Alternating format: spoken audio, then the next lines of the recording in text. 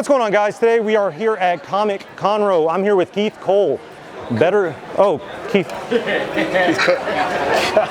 Keith Cole. Yeah, see, my writing's not the best. Keith Cooke, better known as... No, it's not. It's not. See, I was hoping that somebody would say something. It's Sub-Zero, guys. What's in the bag, man? We have a little bit of some Andy Sedaris here. That was the first acting job I got, and I got to go to Hawaii and do a movie with a bunch of Playboy bunnies. And what's not to love? You may remember a guy named Bruce Penhall, who was a motorcycle champion rider, and he was in that show. He was like my partner in crime, and we had a blast. We got to go to Molokai in Hawaii for a few weeks, so that was great.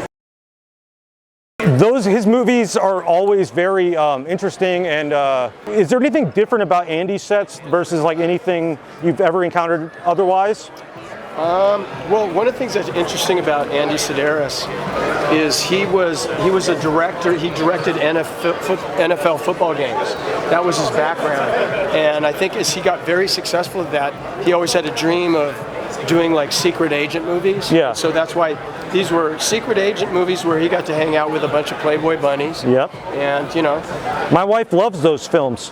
So I wanted to bring this one up. This one's kind of interesting. This is an edited version of Mortal Kombat. Oh. So what's really weird about it is it's actually PG. So they edited a lot of the fighting, the gore, anything that like a family couldn't watch together. Oh. Are you familiar with that? Have you ever seen that? I haven't ever seen that. So they did it with the Mortal Kombat as well as like I think The Mask, okay. A couple of like the New Line cinema releases. Okay. But it never went beyond this. I think there's maybe 3 or 4 releases. Uh-huh. So it's kind of interesting. It's like something that I guess collectors kind of seek out, you know, because that way if they have kids they can put it on, you know, and walk out of the room and there's nothing.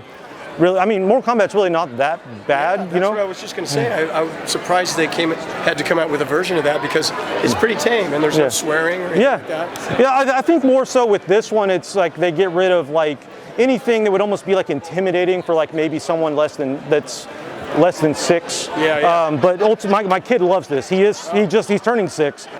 A little bit of some Mortal Kombat action. So we mentioned Lyndon Ashby at the top of the hour, you know, Mr. Johnny Cage. Yes. So you worked on both of these films. Yes. And then, you know, some of the cast changed and transitioned from one to the next.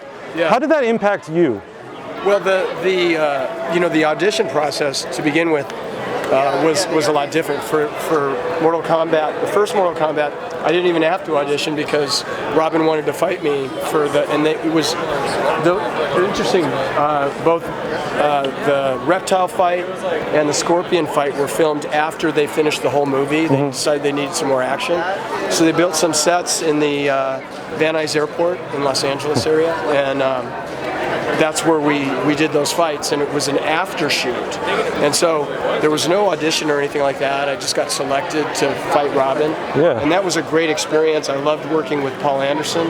And then the second one was an acting role. It was in the Breakdowns in Hollywood as an acting role, and I got an audition, and I had to go back. I don't know how many times I went back, so it was a whole different process. And I had to audition with the martial arts, even though they knew me from the first one. I still had to audition again. So it was a lot of auditions and table readings and stuff like that, because that was a significant, you know, I had to had a significant amount of dialogue and stuff, so it's just different, I grew up playing these like with my dad, the games with my dad, and watching the movies. I saw both of these in theaters. They really impacted me growing up. I love MMA now because of things like this. Yeah, I love MMA too. You know, I wanted to see if you would touch on, you know, doing Alita and, Avatar. What were those experiences like? One of the things is I had more time. I had about 6 months with Zoe Saldana coming to my martial arts studio training, and she was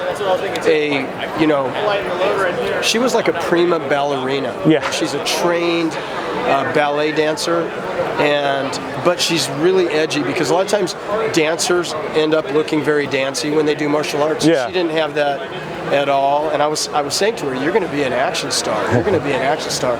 And then she ended up doing that Colombiana, which I thought she was great in.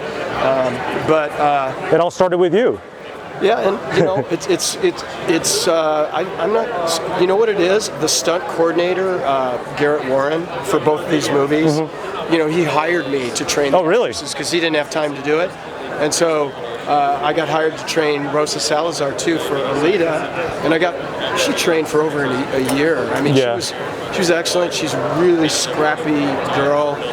I wanted her to gain confidence on doing fight scenes. So we would choreograph fight scenes and actually shoot them with our iPhones. Oh, yeah. And we did one, and she sent it to Robert Rodriguez, and he put sound effects on it and changed it and edited it, and it looks really cool for something that was just shot on our iPhones in our studio. That's really cool. I don't know if anybody's seen that, but I put it on my Instagram. But it's really cool when he put the sound effects. Yeah.